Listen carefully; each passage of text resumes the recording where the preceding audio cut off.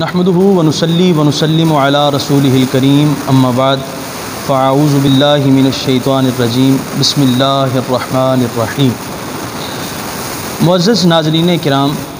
چند دن پہلے رافضیوں کی طرف سے شہریار عابدی نامی ایک رافضی ذاکر نے حضرت جناب سیدنا عثمان غنی رضی اللہ تعالی عنہ کی ذات کو طعن و تشنیع کا نشانہ بنایا اور ان کی عظمت کے حوالے سے، ان کی شان کے حوالے سے، ان کے مقام کے حوالے سے ہرزہ سرائی کی کوشش کی گئی۔ ہم چپ تھے، خاموش تھے، چونکہ آپ جانتے ہیں حالیہ تناظر میں ایک مسئلہ جو بہت زیادہ عروج پر پہنچا ہوا ہے، اور اس مسئلے پر ایک مولوی صاحب کو علماء اہل سنت و مشائخ اہل سنت کی طرف سے سمجھانے کی کوشش بھی جاری ہے۔ تو یہ رافضی ذاکر نے اس مولوی صاحب کو جواب دیتے ہوئے ایک ویڈیو ریکارڈ کروائی، جس کا جواب تاحال ان مولوی صاحب کی طرف سے نہیں آیا۔ پھر اس ذاکر شہریار عابدی رافضی ذاکر کی طرف سے ایک اور ویڈیو کلپ چند دن پہلے منظر عام پر آیا، جس میں یہ رافضی ذاکر کہہ رہا تھا میں نے اس مولوی صاحب کو جواب دیا ہے، اور میری آج کی ویڈیو بھی اسی مولوی صاحب کے اسی جواب کی ایک کڑی ہے۔ تو ہم اس انتظار میں تھے کہ وہ مولوی صاحب جو کہ ذہنی مریض ہیں اور ان کے ماننے والے، ان کے چاہنے والے، وہ اس رافضی ذاکر کو کوئی نہ کوئی جواب دیں گے اور حضرت سیدنا عثمان غنی رضی اللہ تعالی عنہ کی عظمت اور شان کا دفاع کریں گے۔ لیکن 3-4 دن گزرنے کے بعد ہم نے دیکھا کہ انہوں نے صرف علماء و مشائخ اہل سنت ہی کو برا بلا کہنے اور گالیاں دینے کا ٹھیکہ اٹھایا ہوا ہے۔ لہٰذا ہم نے سوچا کہ جیسے سیدہ طیبہ فاطمہ زہرا رضی اللہ تعالیٰ عنہ و سلام اللہ علیہا کی شان کے دفاع کے طور پر جامعہ امینیہ رضویہ پہلے بھی اپنی نوکری پیش کر رہا ہے، تو ہم نے یہ سوچا اور اس کو مناسب سمجھا کہ ہم حضرت جناب سیدنا عثمان غنی رضی اللہ تعالی عنہ کی عظمت اور شان کے دفاع کے لیے ایک مرتبہ پھر میدان میں آئیں۔ آپ احباب جانتے ہیں اس سے پہلے یہی رافضی ذاکر جب اس نے حضرت جناب سیدنا عمر فاروق رضی اللہ تعالی عنہ کی عظمت اور شان پر ہرزہ سرائی کی کوشش کی، تو ہم نے پے در پے مسلسل کلپوں کی شکل میں اس کا جواب دیا، اس کے دلائل کو رد کیا، اور مکمل طور پہ ہم نے اس کو دندان شکن جواب دیا۔ اور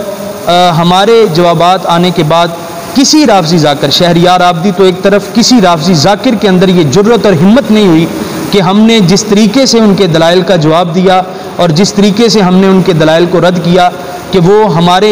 پیش کردہ دلائل کا کوئی جواب دے سکیں۔ الحمدللہ آج تک ان کی جرت نہیں ہوئی۔ تو اسی طرح ہم نے یہ مناسب سمجھا کہ حضرت جناب سیدنا عثمان غنی رضی اللہ تعالی عنہ کے حوالے سے جو رافضی ذاکر نے بک بک کرنے کی کوشش کی ہے، ہم اس کا جواب دیں، تاکہ احباب اہل سنت کو معلوم ہو جائے کہ جامعہ امینیہ رضویہ شیخ کالونی فیصل آباد کے پلیٹ فارم سے جس طرح ہم حضرت جناب سیدہ طیبہ فاطمہ زہرا رضی اللہ عنہا کا دفاع کرنا جانتے ہیں، اسی طرح ہم نبی کریم صلی اللہ علیہ وآلہ وسلم کے خلفاء، نبی پاک صلی اللہ علیہ وآلہ وسلم کے صحابہ کرام کی ناموس کا بھی دفاع کرنا جانتے ہیں۔ تو احباب چلتے ہیں اس رافضی ذاکر شہریار عابدی کے کلپ کی طرف، جس کے اندر اس نے حضرت جناب سیدنا عثمان غنی رضی اللہ تعالیٰ عنہ پر یہ الزام لگایا کہ انہوں نے مروان کو اپنے زمانہ خلافت میں باغ فدق دے دیا تھا۔ قبل اس سے کہ ہم اس پر دلائل پیش کریں، رافضی ذاکر نے اپنی گفتگو کا آغاز کیا کہ حضرت جناب سیدنا ابو بکر صدیق رضی اللہ تعالیٰ عنہ نے فدق نہ دے کر حضرت جناب سیدہ طیبہ فاطمہ زہرا رضی اللہ عنہا پر ظلم کیا۔ مزید اس نے کیا کہا آپ بھی سنیے۔ ابھی کچھ عرصے پہلے اشرف جلانی نے حضرت فاطمہ سلام اللہ علیہا کے بارے میں کہا کر وہ خطا پر تھیں، اور پھر ہم نے اس کا ایک جواب دیا، اور اس جواب میں ہم نے کہا کہ وہ روایت کے جس کو بیس بنا کر جناب ابو بکر نے حضرت فاطمہ سلام اللہ علیہا پر ظلم کیا اور ان کو ان کے حق سے محروم کیا، تو اس پر کچھ لوگوں کے سوالات آئے، تو اس کا تو ہم جواب دیں گے، لیکن اسی ایک جواب کی کڑی یہ ہے کہ دیکھنا یہ ہے کہ اگر یہ صدقات رسول اللہ تھے اور جناب ابو بکر کو بچانے کے لیے کہا جائے کہ یہ صدقات تھے، تو اب ہم سوال کریں گے کہ اگر یہ صدقات تھے تو پھر جناب عثمان نے فدق کے ساتھ کیا کیا؟ ناظرین محترم، آپ نے سنا کہ شہریار عابدی صاحب اپنے اس کلپ میں کہہ رہے ہیں کہ حضرت جناب سیدنا ابو بکر صدیق رضی اللہ تعالیٰ عنہ نے ایک حدیث کی آڑ میں حضرت سیدہ خاتون جنت کو فدق نہ دے کر ان پر ظلم کیا، معاذ اللہ۔ حالانکہ یہ اپنی ہی کتابیں پڑھ لیتے تو انہیں معلوم ہو جاتا کہ حضرت ابو بکر صدیق رضی اللہ تعالیٰ عنہ نے ظلم نہیں کیا، بلکہ حضرت ابو بکر صدیق رضی اللہ تعالیٰ عنہ نے نبی کریم صلی اللہ علیہ وآلہ وسلم کی حدیث مبارکہ پر عمل کیا اور حضرت سیدہ طیبہ زہرا رضی اللہ عنہا کو رسول اللہ صلی اللہ علیہ وسلم کا ہی فرمان پڑھ کر سنایا، اور وہ فرمان جس پر سنی اور شیعہ دونوں کا اتفاق ہے، جو متفقن علیہ حدیث پاک ہے اہل سنت اور اہل تشیع کے درمیان۔ دیکھیے، یہ میرے ہاتھ میں اس وقت کتاب موجود ہے، قرب الاسناد۔ قرب الاسناد ہے، اس کا صفحہ نمبر 44 ہے۔ 44 نمبر صفحے پر یہ صاف طور پہ روایت موجود ہے، جعفر عن ابی ہے ان رسول اللہ صلی اللہ علیہ وسلم لم یورث درہمن ولا دینارن ولا عبدن ولا ولیدتن ولا شاتن ولا بعیرن وَلَقَدْ قُبِضَ رسول اللہ صلی اللہ علیہ وسلم وَإِنَّ زِرَاهُ مَرْهُونَةٌ عِنْدَ يَهُودِيِّ مِنْ يَهُودِ الْمَدِينَةِ بِعِشْرِينَ صَاعًا مِنْ شَعِيرٍ۔ یہ قرب الاسناد ہے، صفحہ نمبر اس کا 44 ہے۔ حضرت امام جعفر صادق روایت کرتے ہیں امام باقر سے، امام باقر ارشاد فرماتے ہیں وَلَقَدْ قُبِضَ رسول اللہ صلی اللہ علیہ وآلہ وسلم، جب نبی کریم صلی اللہ علیہ وآلہ وسلم کا وصال باکمال ہوا تو وَإِنَّ زِرَاهُ مَرْهُونَةٌ عِنْدَ يَهُودِيِّ مِنْ يَهُودِ الْمَدِينَةِ، اس وقت یہ حال تھا کہ نبی کریم صلی اللہ علیہ وآلہ وسلم کی ایک زرہ مدینہ شریف کے یہودیوں میں سے ایک یہودی کے ہاں رہن رکھی گئی تھی، گروی رکھی گئی تھی، بِعِشْرِينَ صَاعًا مِنْ شَعِيرٍ، 20 سا جو کے عوض نبی کریم صلی اللہ علیہ وآلہ وسلم کی وہ زرہ گروی رکھی گئی تھی۔ یعنی نبی کریم علیہ السلام نے نہ کوئی درہم چھوڑا، نہ کوئی دینار چھوڑا، نہ نبی کریم علیہ السلام نے کوئی غلام لونڈی چھوڑی، اور نہ نبی کریم علیہ السلام نے کوئی بکری، نہ کوئی اونٹ چھوڑا جو بعد میں وراثت بنتا۔ اس حال میں نبی پاک علیہ السلام کا انتقال ہوا کہ نبی کریم علیہ السلام کی زرہ جو ہے وہ رہن رکھی گئی تھی بِعِشْرِينَ صَاعًا مِنْ شَعِيرٍ۔ یہ قرب الاسناد ہے، شیعہ حضرات کی مسند کتاب۔ پھر اس کے ساتھ ہی دوسرے نمبر پر یہ میرے ہاتھ میں کتاب موجود ہے، اصول کافی، اس کی جلد نمبر 1 ہے، آپ اپنی سکرین پر بھی حوالہ ملاحظہ کر رہے ہیں، صفحہ نمبر اس کا 19 ہے، باب ہے باب و ثواب العالم والمتعلم۔ اس کے اندر جو پہلے نمبر پر حدیث ہے،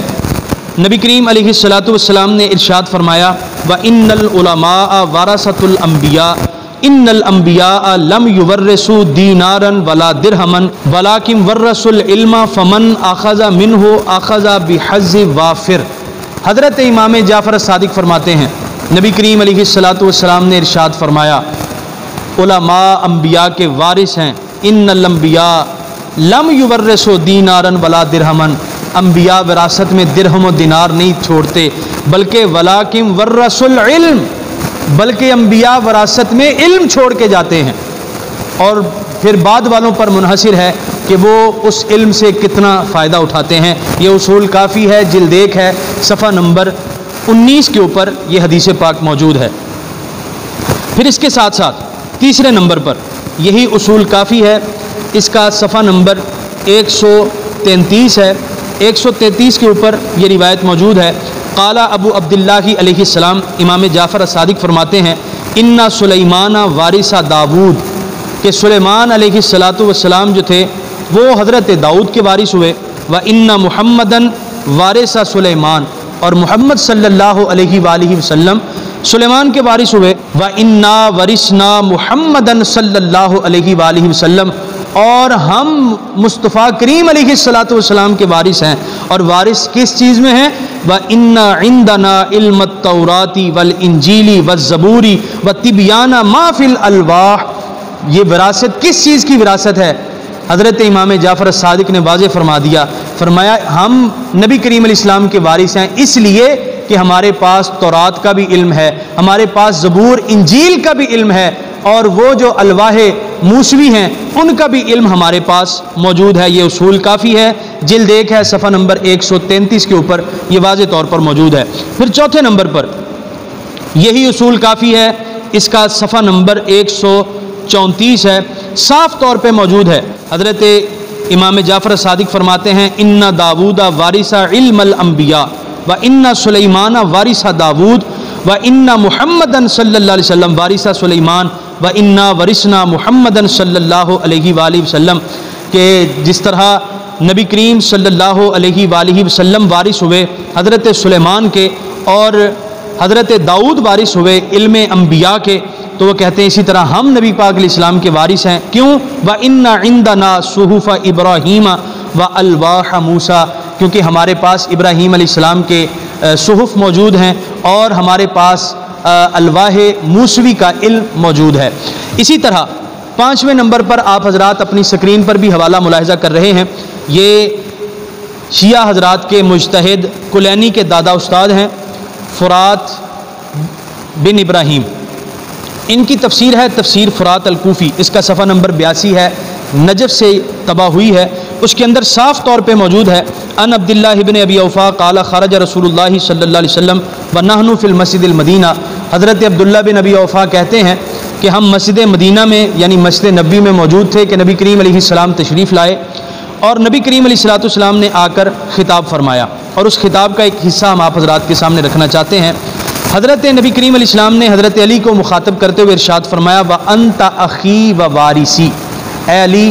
تو میرا بھائی ہے اور تو میرا وارث ہے۔ حضرت علی رضی اللہ عنہ نے عرض کی یا رسول اللہ میں کون سی میراث پاؤں گا آپ سے، میں کس چیز کا وارث بنوں گا؟ تو نبی کریم علیہ السلام نے ارشاد فرمایا اس چیز کا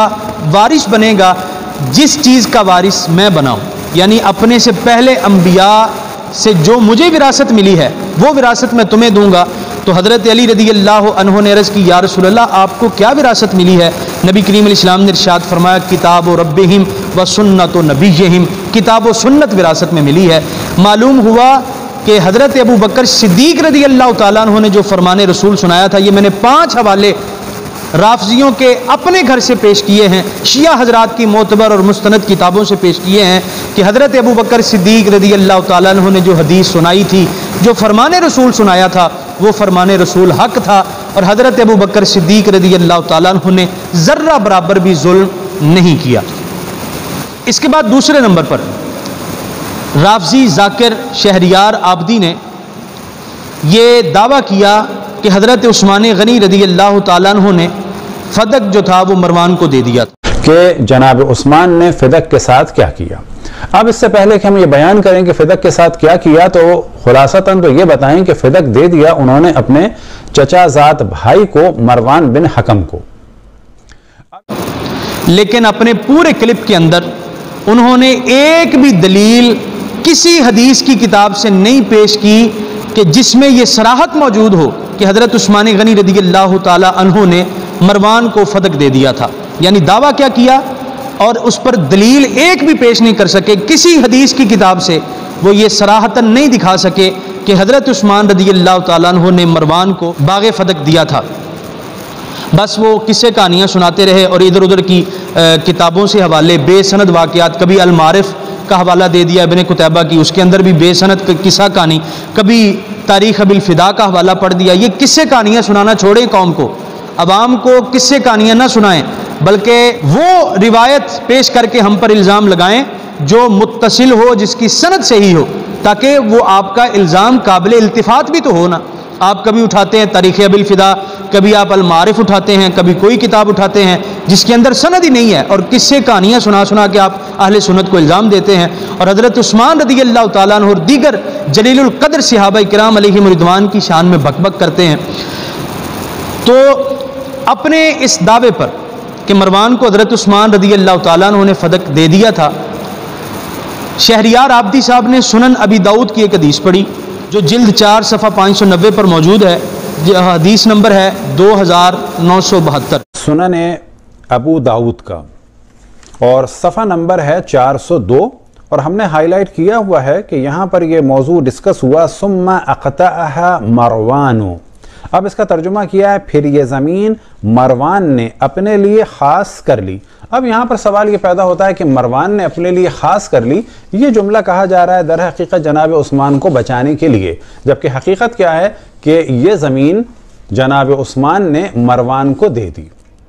کیونکہ باقی روایت میں بہت ہی صراحت کے ساتھ بیان ہوا ہے کہ یہ زمین کس طرح سے مروان کے پاس گئی. لیکن سنن داؤد میں یہ کوشش کی گئی کہ مروان کے پاس فدق پہنچ گیا، لیکن کیسے پہنچ گیا تو کہا کہ مروان نے خاص کر لی. حالانکہ آپ حضرات اپنی سکرین پر بھی حوالہ ملاحظہ فرما رہے ہیں کہ اس کی سند ضعیف ہے. یہ حال ہے ان کی دلیلوں کا جو اہل سنت کے خلاف پیش کی جاتی ہیں اور جو ان صحابہ کرام علیہم رضوان کے خلاف پیش کی جاتی ہیں جن کے متعلق قرآن اعلان کر چکا اولئک هم المؤمنون حقا. تو یہ ان کے دلائل کا حال ہے. دیکھیں سنن ابی داؤد کی اس روایت کو متعدد علماء نے محدثین نے ضعیف کہا ہے، اور اس کے ضعف کی وجہ کیا ہے ہم آپ حضرات کے سامنے پیش کیے دیتے ہیں. جیسا کہ آپ حضرات اپنی سکرین پر بھی ملاحظہ فرما رہے ہیں کہ اس حدیث کے 3 راوی ہیں امام ابو داؤد کے علاوہ. امام ابو داؤد کہتے ہیں کہ عبداللہ بن جراح سے میں نے یہ سنی حدیث. عبداللہ بن جراح کہتے ہیں کہ میں نے جریر بن عبد الحمید سے سنی، اور جریر کہتے ہیں وہ روایت کرتے ہیں مغیرہ بن حکیم السنانی سے. اب اس کے روات کا حال دیکھیے. یہ میرے ہاتھ میں کتاب موجود ہے المنتظم فی تاریخ الملوک والامم ابن جوزی کی. اس کی جلد نمبر 7 ہے اور صفحہ نمبر 155 کے اوپر موجود ہے کہ یہ مغیرہ بن حکیم سنانی جو تھا یہ 112 ہجری کے اندر فوت ہوا.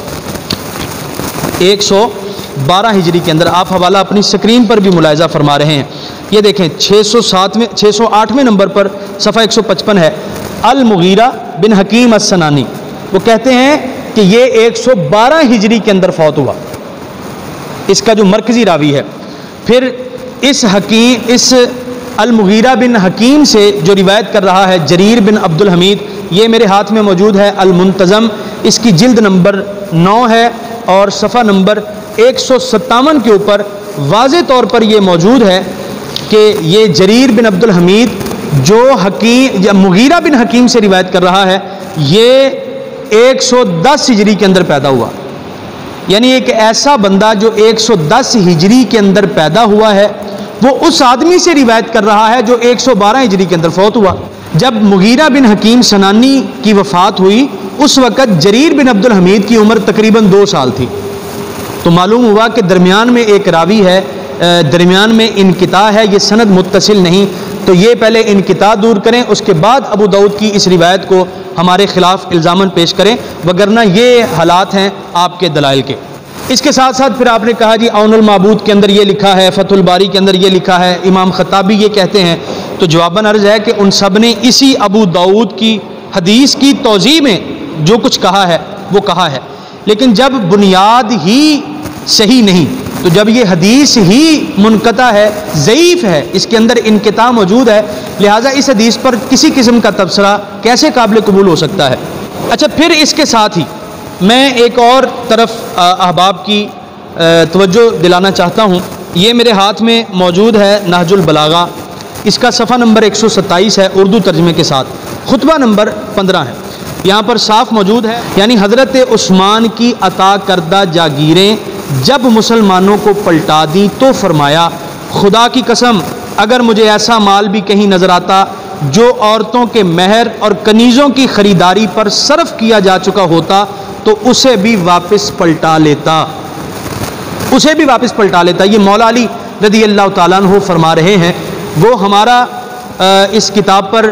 اعتقاد نہیں ہے، لیکن ہم الزامی طور پر شیعہ حضرات کو پیش کر رہے ہیں. نہج البلاغہ خطبہ نمبر 15 ہے. مولا علی رضی اللہ تعالیٰ عنہ نے ساری جاگیریں جو حضرت عثمان نے کسی کو لوگوں کو دی تھیں وہ واپس پلٹائیں اور فرمایا کہ اگر عورتوں کو مہر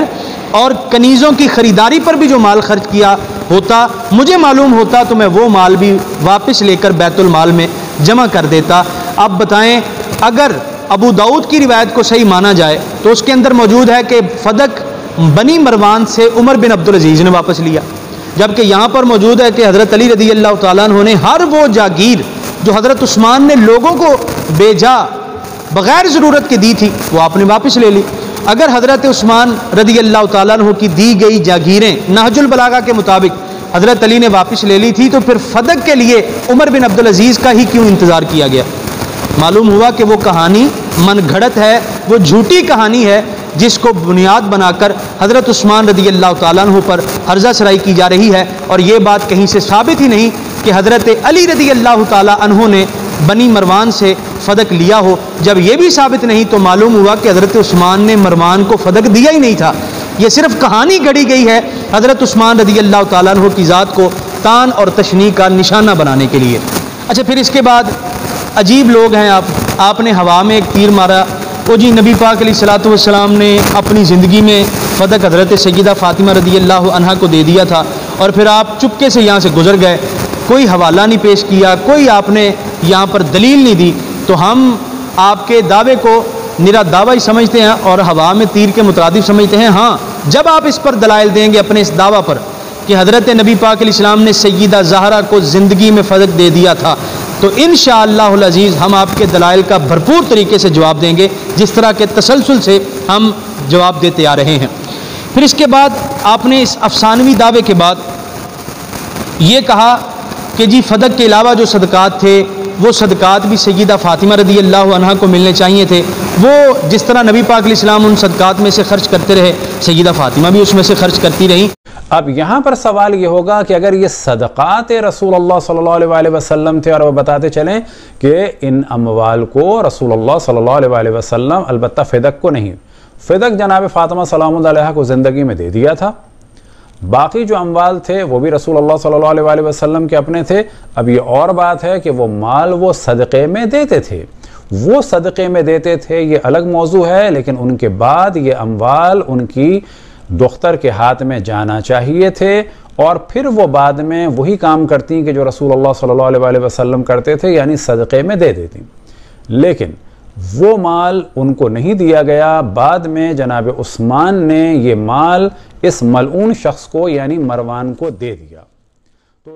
تو یہ اس قدر بھونڈی دلیل ہے آپ کی کہ میں اس کا رد آپ ہی کی کتاب سے پیش کیے دیتا ہوں۔ یہ دیکھیں اصول کافی ہے،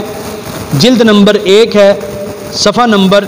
346 کے اوپر واضح طور پر یہ روایت موجود ہے جو میں آپ حضرات کے سامنے پیش کرنے جا رہا ہوں۔ امام ابو عبداللہ علیہ السلام فرماتے ہیں الانفال ما لم یوجف علیہ بخیل ولا رکاب او قوم صالح او قوم اعطوا بایدیہم وکل ارض خاربۃ وبطون الاودیۃ فہو لرسول اللہ صلی اللہ علیہ وسلم، یعنی مختصر یہ کہ جو علاقہ بغیر جنگ کے ملا ہو وہ نبی پاک علیہ الصلوۃ والسلام کے لیے مخصوص ہے، نبی کریم علیہ الصلوۃ والسلام کے ساتھ خاص ہے۔ آگے کہتے ہیں وَهُوَ لِلْإِمَامِ مِن بَعْدِهِ، اور نبی کریم علیہ الصلوۃ والسلام کے بعد وہ جو قوم کا پیشوا ہوگا اس کے لیے ہے۔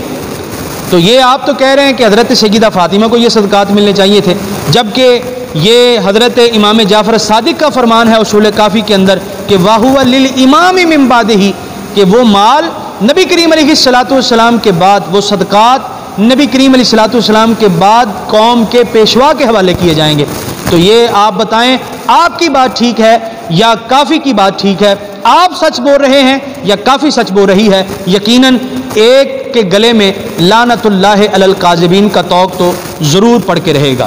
پھر دیکھیں آپ نے اپنی اس ویڈیو کلپ میں بار بار ایک سوال دہرایا ہے، جی کیا حضرت ابو بکر صدیق نے درست کیا یا کیا حضرت عثمان غنی رضی اللہ تعالیٰ عنہ نے درست کیا؟ بتائیں دونوں میں سے کسی ایک نے تو غلط کیا ہے۔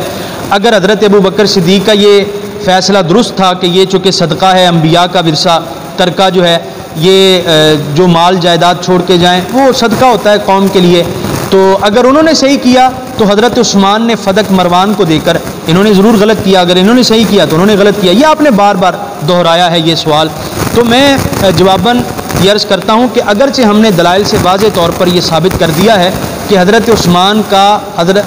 عثمان رضی اللہ عنہ کا فدق مروان کو دینا یہ بالکل جھوٹ ہے، بالکل جھوٹی کہانی ہے، بے سند باتیں ہیں، اس کا کوئی بھی صراحتاً صحیح متصل سند کے ساتھ کوئی بھی ثبوت موجود نہیں ہے، ہم یہ واضح کر چکے۔ لیکن اگر مان لیں کہ حضرت عثمان نے فدق مروان کو دیا تھا بالفرض، یہ مان لیا جائے تو دیکھیے اصول کافی ہے، جلد نمبر 1 ہے، صفحہ نمبر 346 کے اوپر واضح طور پر موجود ہے، وکانت فدا کو لرسول اللہ صلی اللہ علیہ وآلہ وسلم خاصتاً لأنہ صلی اللہ علیہ وسلم فاتحہ و امیر المؤمنین، کہ فتح نبی پاک علیہ السلام کے لیے مخصوص تھا کیونکہ اس کو فتح کیا تھا نبی پاک علیہ السلام نے اور حضرت علی نے، لم یکن معہما احد، اور ان کے ساتھ کوئی اور نہیں تھا، حالانکہ یہ بھی جھوٹ ہے۔ خیر آپ کی اصول کافی ہے۔ پھر اس کے اندر وہ کہتے ہیں کہ فضالہ انہا اسم الفے، اس کا نام مال فے تو نہیں ہو سکتا، بلکہ کیا نام ہے اس کا؟ وہ کہتے ہیں و لازمہا اسم الانفال، اس کا نام انفال ہے۔ اب فدق کیا ہے؟ انفال ہے، یہ آپ کی اصول کافی بیان کر رہی ہے۔ اور انفال کا حکم کیا ہے؟ یہ دیکھیے، ان ابی عبداللہ علیہ السلام الانفال، انفال کی تعریف کرتے ہوئے وہ کہتے ہیں اس کا حکم یہ ہے کہ فاہوا لرسول اللہ صلی اللہ علیہ وسلم، فدق انفال ہے اور انفال نبی پاک علیہ السلام کے لیے خاص ہے، واہوا للامام من بعدہ، اور نبی پاک علیہ السلام کے بعد جو پیشوا ہوگا اس کے لیے یہ مخصوص ہے، یدعہ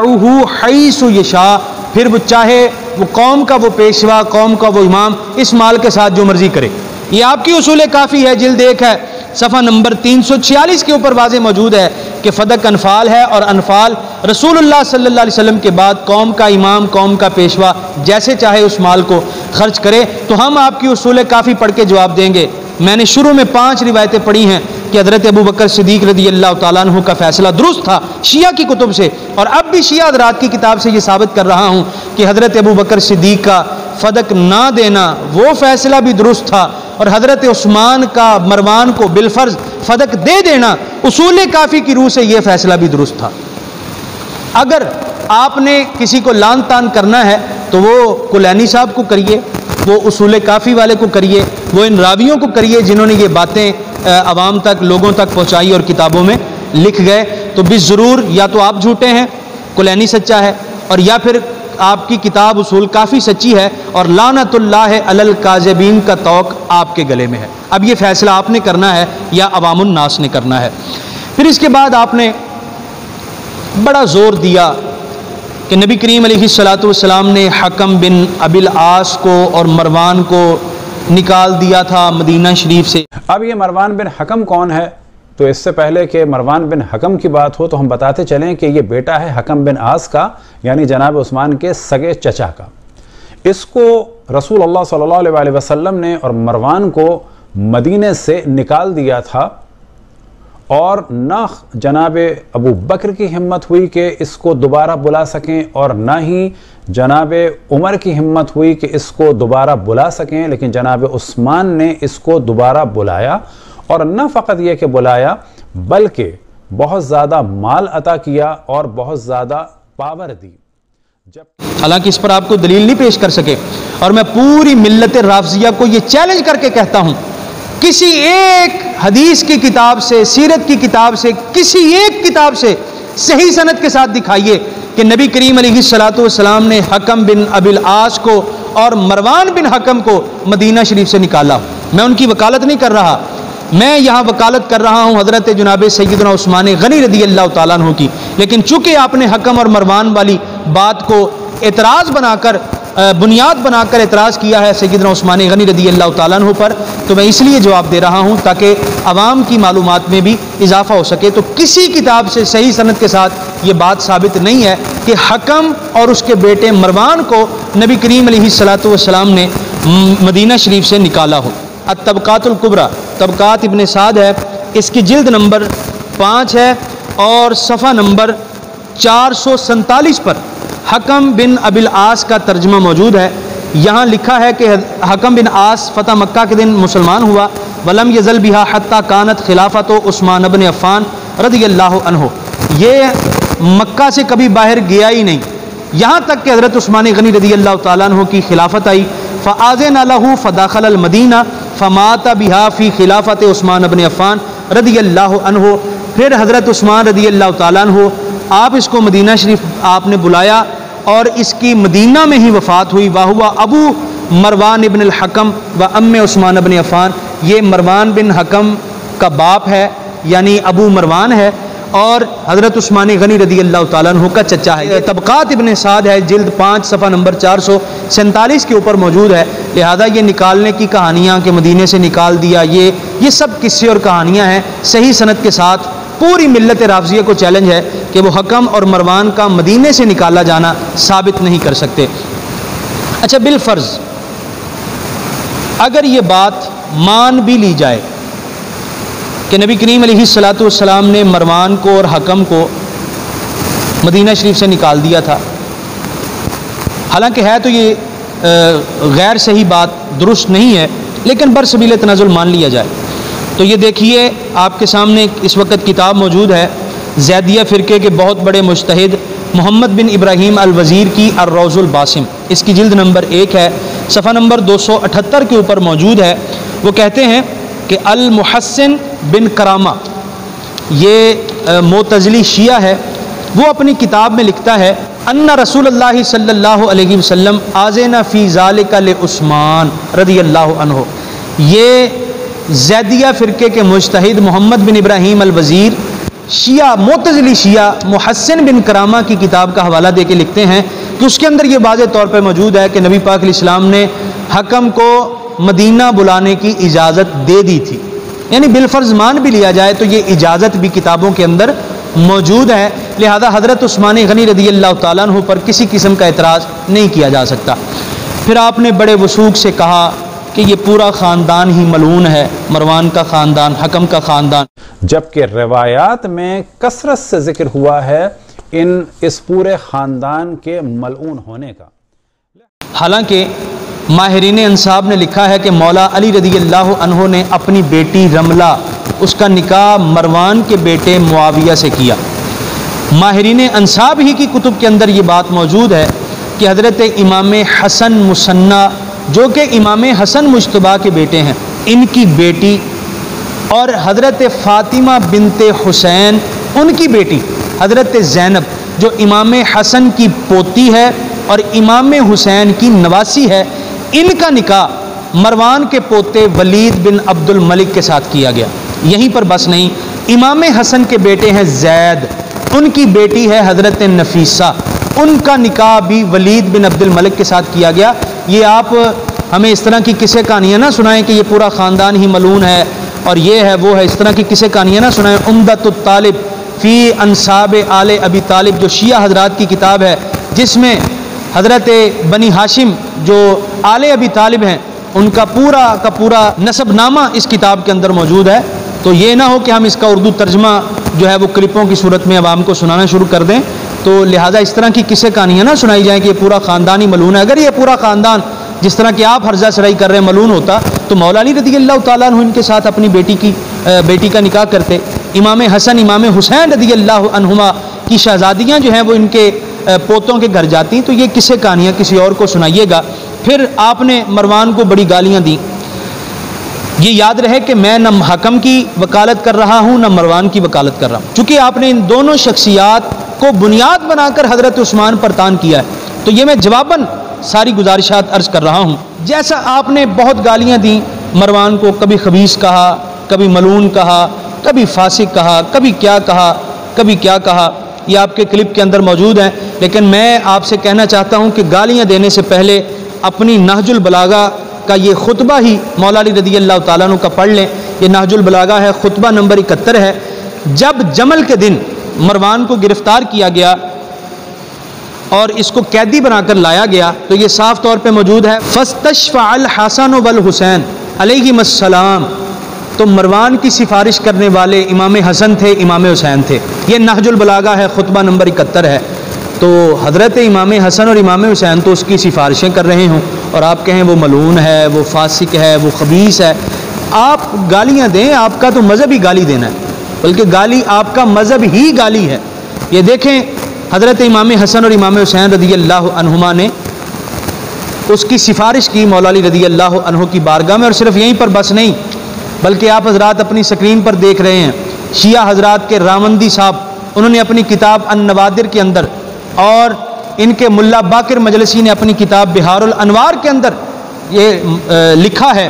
حضرت امام جعفر الصادق رضی اللہ عنہ فرماتے ہیں کان الحسن والحسین یصلیان خلف مروان، حضرت امام حسن اور امام حسین رضی اللہ عنہما یہ دونوں مروان کے پیچھے نمازیں پڑھا کرتے تھے۔ فقالوا، لوگوں نے کہا، ما کان ابو کا یصلی اذا رجع الی البیت، تو کیا آپ کے یہ آباء و اجداد جو تھے امام حسن اور امام حسین یہ گھر آ کر نماز لوٹاتے نہیں تھے؟ تو امام جعفر الصادق نے فرمایا، فقال لا واللہ، اللہ کی قسم یہ نمازوں کو لوٹایا نہیں کرتے تھے، یعنی یہ نمازیں تقیہ والی نمازیں نہیں تھیں، اگر تقیہ والی نماز ہوتی تو وہ گھر آ کر اپنی لوٹاتے، لیکن یہ نمازیں تقیہ والی نمازیں نہیں تھیں، یہ حقیقی طور پر نماز تھی۔ اور جن کے پیچھے امام حسن امام حسین نمازیں پڑھتے رہے، جن کی سفارش امام حسن امام حسین کرتے رہے، آپ ان کو ملعون کہیں، آپ انہیں خبیث کہیں، آپ انہیں فاسق و فاجر کہیں، آپ اس خاندان کو ملعون کہیں، تو میں نے یہ پہلے کہا ہے گالی آپ کا مذہب ہے تو آپ جس کو چاہیں گالیاں دیتے رہیں۔ بہرحال آج کی اس گفتگو میں ہم نے یہ واضح کر دیا کہ حضرت ابوبکر صدیق رضی اللہ تعالیٰ عنہ کا فیصلہ